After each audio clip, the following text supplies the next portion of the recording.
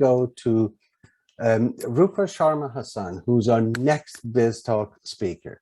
She's the Deputy Senior Manager, Employee Counseling at Dubai Electricity and Water Authority, and she has 24 years of experience in strategic human resource management. I'm just going to pause here. As strategic human resource management and business excellence, because the role of the humans, the role of employees are extremely important, especially in light of what we have had. So over the years, Rupa has helped a wide variety of organizations get the most out of their people, including several Fortune 500 companies. And today she'll be talking about emotional well-being and significance of employee assistance programs in the corporate world. Rupa, very welcome and very thankful that you were so kind, despite all the challenges, you're joining us. The floor is yours, and I'm looking forward to hearing your presentation. Hello, hi, good afternoon, good morning, good evening. I'm not sure who all are joining from which part of the world, but I'm joining you guys from India.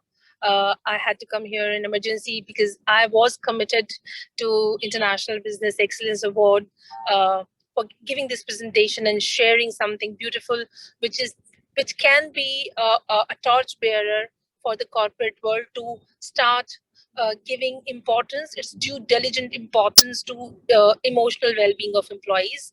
So thank you very much for considering me worthy enough to come and talk today.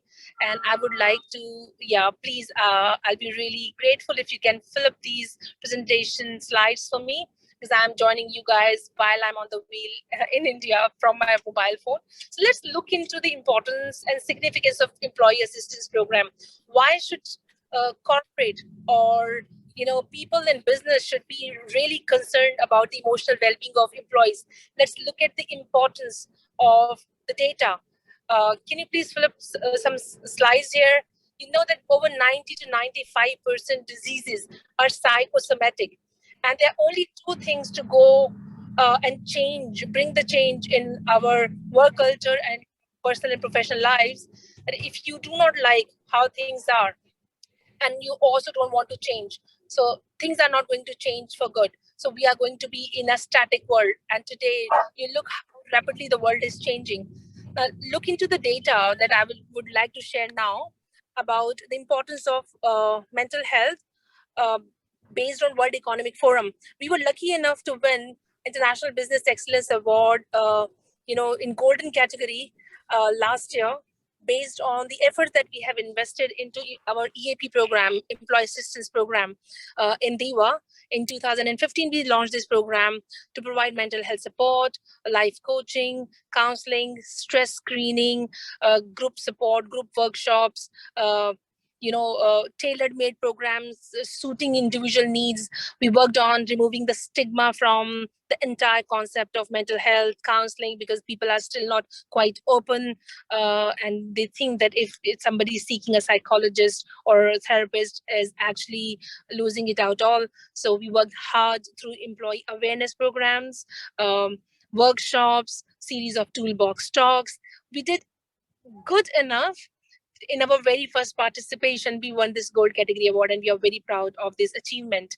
Now, I would like to share the statistics, why you should be bothering, and what is in there for me to present today. See, the World Economic Forum says that today the world is sitting, on the mental health volcano. And if we are not, in 6 in 10 people, they're suffering from poor mental health impact and the concentration at work, which is affecting 70 million work days single out in UK.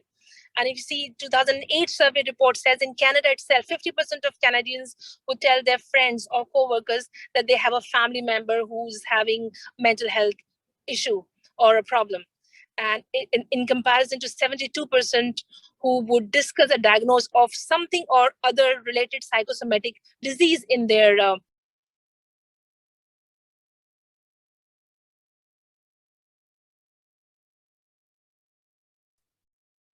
Rupa, if you can hear us, I think you went on mute.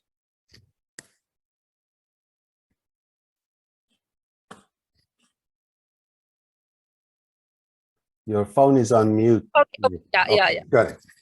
Yeah.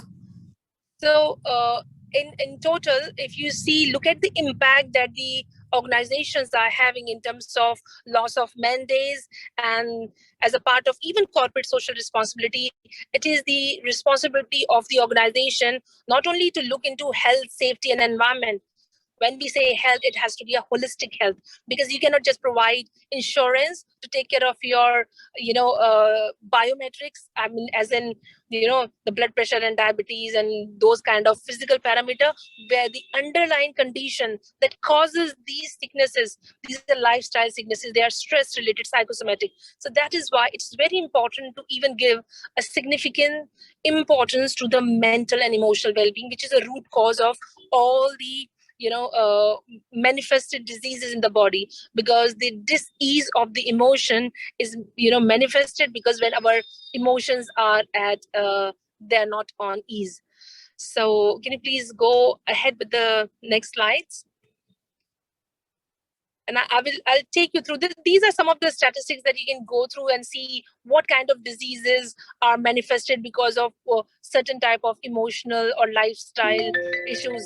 The conflict, emotional turmoil and conflicts causes cancers. Too much of a stress and overthinking leads to diabetes. Too much of a anger, agitation, resentment, they cause lots, blood pressure. So these are lifestyle diseases, and you can see that the world organizations are sharing this data, making it very obvious that how important and critical it is not to ignore the emotional well-being of employees. Can we go ahead, please? Now, as per the World Economic Forum, some of the top competencies required in coming 30 years' time, they include not only emotional well-being, it talks about problem solving, innovation, creativity, problem solving, cognitive abilities, decision making. All these skills are soft skills in nature, and people can have these soft skills and thrive on their personality and attitude and behavioral competencies only if they are emotionally sound, well, and healthy. Unfortunately, what happens in the modern education system, right from the schooling, from nursery till college, universities, people graduate, and we are only working on the left side of the brain, which is talking about the numbers, statistics, presentation, technical things, logical thinking, reasoning, whereas the right side of the brain, which is more of creative, more of artistic, which can be more innovative. So those kind of practices and mindfulness skills are not taught. And this is the irony that now we know with the new science, technology, and the research is done in mental health by the neuroscientists and new metaphysicists. So it's very important to work on the behavioral aspects of human, emotional health and, capabilities. Let's go ahead. So this is the importance that what World Economic Forum is saying in coming. You see, because of the COVID, how much resilience is required to keep up with the, keep up with the pressures at workplace. People are 270 million only suffering from the anxiety. So let alone anxiety. So you can see how much important it is to make sure. This is some of the data that I have gathered for the participants, which is very handy. You can see when you will invest in emotional employee assistance program, how you will convince your organization that what is the return of investment in this program. You can look into the number of sick days you can save for your company, the cut in the insurance. Employees are more present, engaged, more happier employees are more productive employees. So there's no rocket science, but here there are certain numbers, data you can collect and show it in this format and convince your organization to invest that initial investment into such a program, which is called EAP. And one of the KPIs for the employee assistance program is called employee engagement. So what is the percentage of your employees in your organization are involved and taking the services that you're providing? What are the services? I'll count them out for you, what we have started and how we have started that. Can we go ahead, please? Yes. Now, to start, once organization, my word is strategy. So we have a stakeholder strategy for the organization where we take care of the customers, we take care of the society, and there's an employee as an internal stakeholder. So we have employee happiness strategy. We are mapping our programs with what is done by best of the best companies in the world, according to Forbes magazine, Boston Consulting Group, 260,000 people, interviewed across the globe, and what they think is needed for their happiness is a part of our employee happiness strategy, and where emotional well-being support is one of the critical aspect which is identified that people are looking for such a support. So what do we do here? First, we establish the program and we let people buy in that the intention of the program is good, and those who have received the services and they have been benefited, bringing those success stories live, sharing their stories, those who are willing with the declaration, yes, I'm ready to share my recovery story and my success story. So we give this trust to the organization employees that yes, our intentions are good and not punitive, and they're completely safe and secure, and they can have these services for their personal growth and personal transformation. So we have to sell the program, bring the role models, remove the stigma. How? With the engagement. How? With awareness programs and toolbox talks. So this is very critical for the program. Can we go ahead, please? Now, this is how did we do this? We started from 3% engagement from an organization which is 10,000, 11,000 plus people. Now, the thing that we need to make people aware that they're not alone suffering in isolation. From 3%, eventually 4% and 5%, during reached even 12%, and now this year we are touching 17% engagement.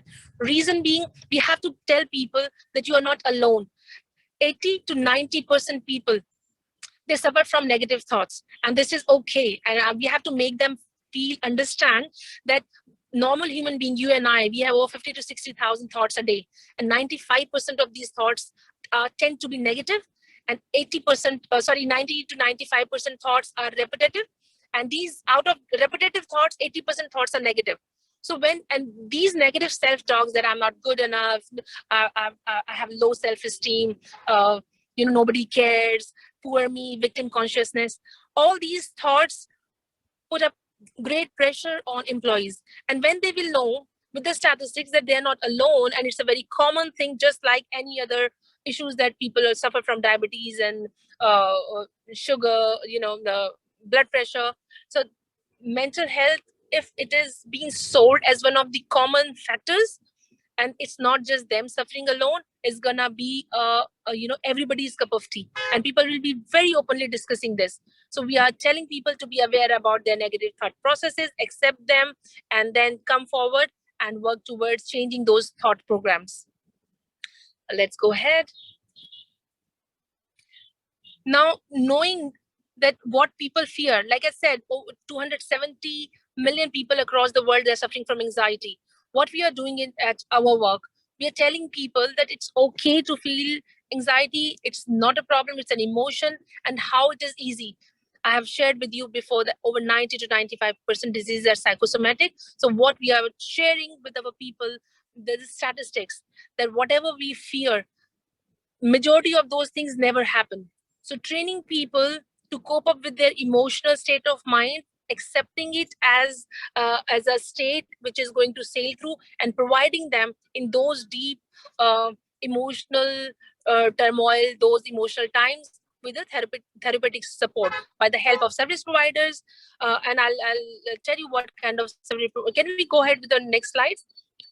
I will count down for you the services. So in our education for the people, we try and tell them the difference between performance, good performance, and stress. So we tell them when it is bad to have no stress, healthy stress, good and bad stress. It is very important to have a motivation to come out and perform and competitive edge. But when the stress is prolonged for a longer period of time, it becomes a depression. When depression increases and lasts for over a period of time, it can manifest itself into diseases, and people can just come in a state of burnout. So this kind of awareness, we tell people, we make them understand the difference between good and bad stress. And once employee, we give them the signs. What are the signs of bad stress? Meaning if somebody is having sleepless nights, they are not able to comprehend well, they are not able to sleep well, or eating too much or too less, their, behavioral patterns. So we are educating them to observe any behavioral patterns. We do the stress screening through this one. We do once in a quarter, once in 3 months, we do the stress screening. People have option then to register for their counseling, or life coaching, or group support, or any other, training and development programs for their help. So we are educating them self-awareness about their emotions and the well-being. Can we go ahead, please? We are, through the life coaching program with various certified, qualified life coaches, we help them to understand their inner environment, be aware about their thoughts, belief system, negative emotions, negative decisions, limiting beliefs. So we have on board over 7 life coaches certified, and we have, around 14 to 15 sessions are successfully, delivered and bring, transformation. So once a week for a couple of times, and then we go on once in fortnight, and then we go once in a month. When we wean off once, then there's a follow-up once in 3 months. So the life coaches are helping not only to people, those who are only opting for life coaching, but also providing maintenance support to people, those who finish counseling by the service providers. We have 3 service providers in Dubai. They have multiple therapists, counselors. They can choose from various languages: Hindi, Urdu, English, Arabic, male, female, any nationality. So they have options in different locations in Dubai. So these are the services that we are rendering for our people. Can we go ahead, please? We are making them aware about the quality of thought that we have, how these thoughts, and this is a part of our group support, workshops, journal awareness, and life coaching sessions, that how a placebo can heal them, meaning the positive expectation from the thought process, and how nocebo, the negative thinking, can manifest disease in their body.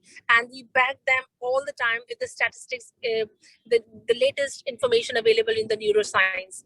And the world is now witnessing neuroagility. If you go ahead and go to my next slide, I will explain in a very short manner how the happy emotions are easily responsible for creating happy hormones in our body. If we simply do simple steps, we sleep well, we eat well, we spend time with our loved one, with our friends and family. The simple act of giving thank you can increase serotonin levels in our body. So we're teaching people to be simple and have a lifestyle change in their bodies, in their lifestyle changes in their routine, so that they can automatically allow their body to release the happy hormones.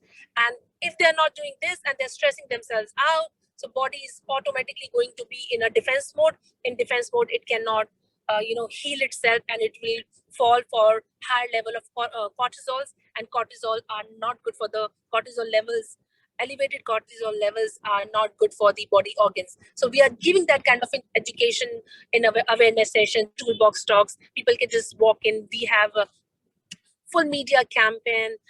We are everywhere on the internal portal, to email shot to the employees by text messages. We are just propagating the program a lot, and the importance of we have forgiveness processes, theme-based workshops to tell people how they can maintain the happy hormones and happiness in their biochemistry. Can we go ahead, please? Now, in a nutshell, as a reminder, these are the things that we are providing as a tip, lifestyle happiness tips to our Diva employees: how to have those emotions of gratitude, care, compassion, and giving back to the society, having self-love, giving in charity, praying, be connected with either religious ceremonies if they have, if not spiritual ceremonies, if not they don't believe in this, then there are mindful routines where meditation. We have done 21 days meditation challenge. All the participants were meditating half an hour for 21 days, and we have done stress screening before and after. And there's a very remarkable difference in their stress levels. The importance of, we did the sleep hygiene workshop where we are teaching people how to sleep well, how to eat well.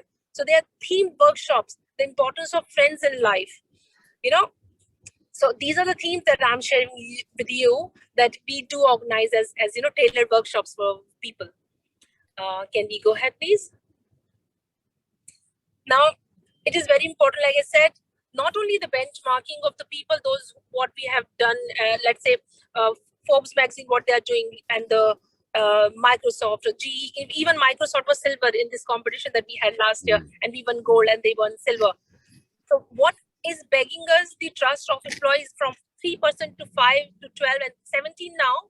I think the best part, what we are doing as a team, we are sharing the latest research in neuroscience. And the latest research in neuroscience says that human brain is capable of changing even the physical brain itself, and it's called neuroplasticity. We share the research and statistics of how powerful our thinking is that can help. So guys, I would like to really say that please share the statistics with your the research, the latest research in the field of emotional health, mental health, and neuroscience, so that your people can buy in. Go ahead, please. Now, like I said, this is a part of a research, a brain which is depressed completely, that this is a scan that shows, and the brain, the person who does mindfulness, and the technology involved in neuroscience. Yes, please. Can we go ahead? Now, this is what we do. People do the stress test. Once they know they have low, medium, high, or very high stress, they register online. It's completely confidential. We do not need their manager or anybody's approval.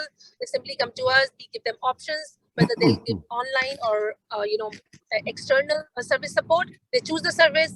Sessions are completely managed by them.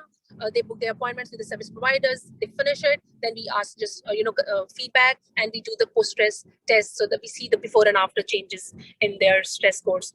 And this is basically the life cycle of service and engagement with employees in Diva.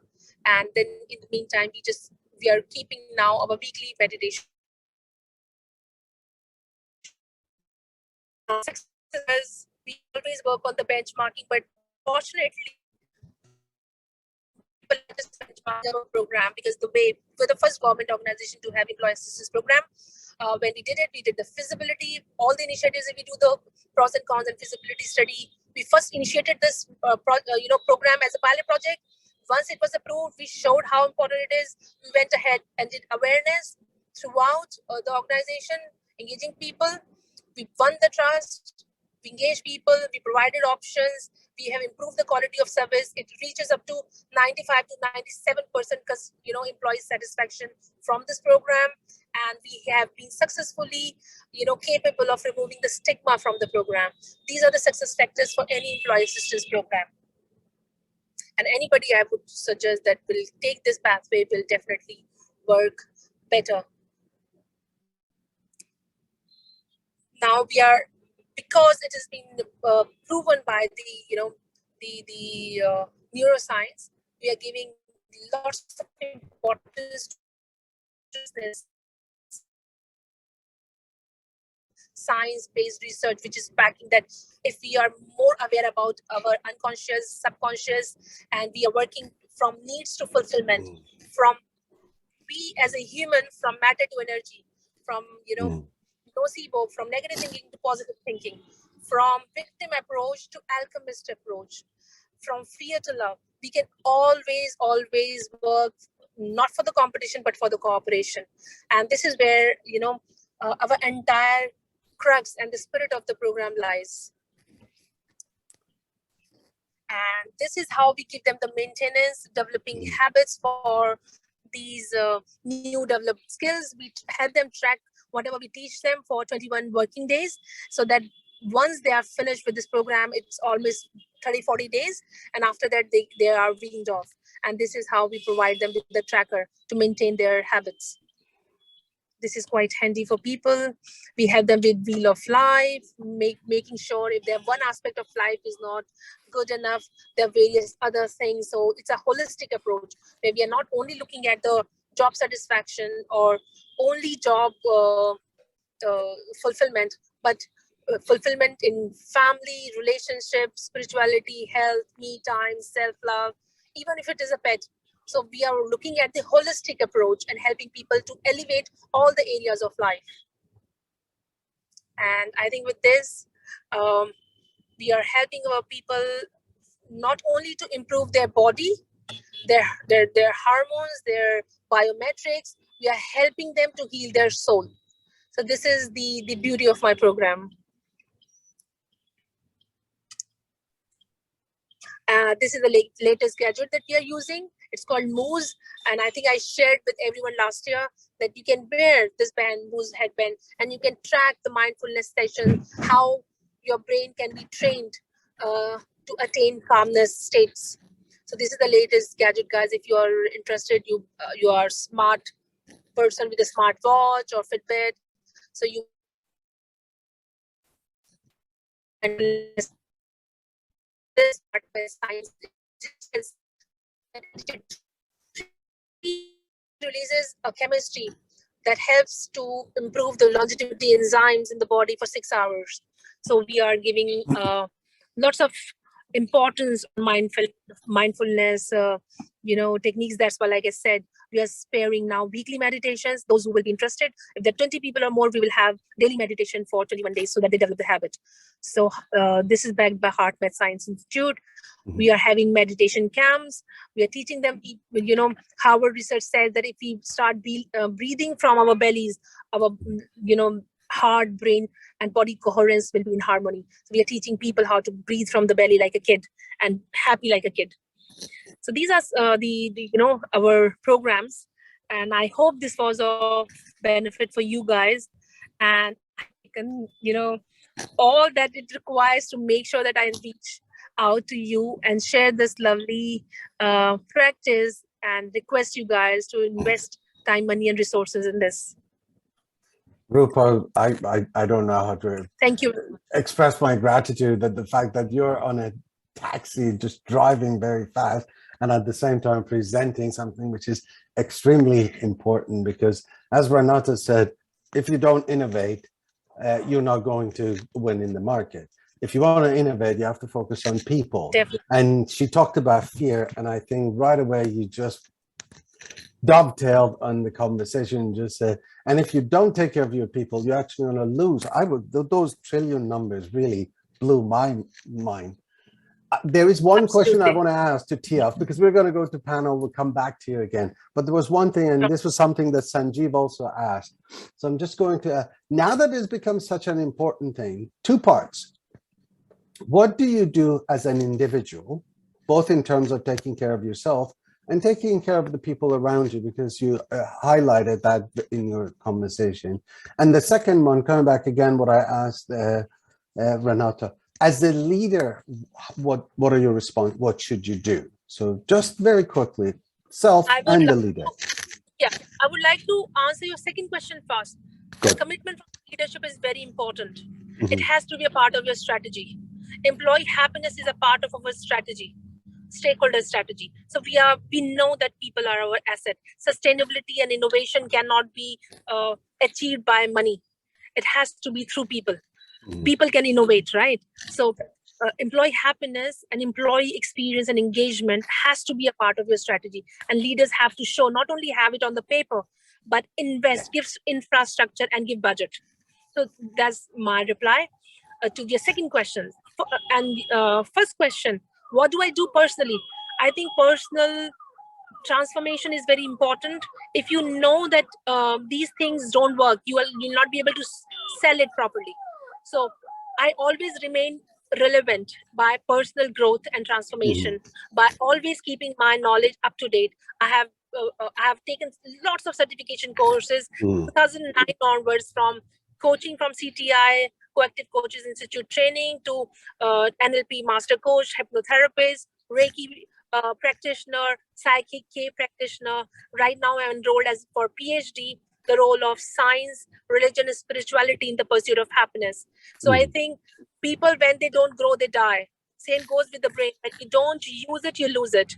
So we have to make sure we use our brain, we use it, our intentions are clear, we are appreciating what we have in our hands and how we can contribute back, how we can care and give compassion to people.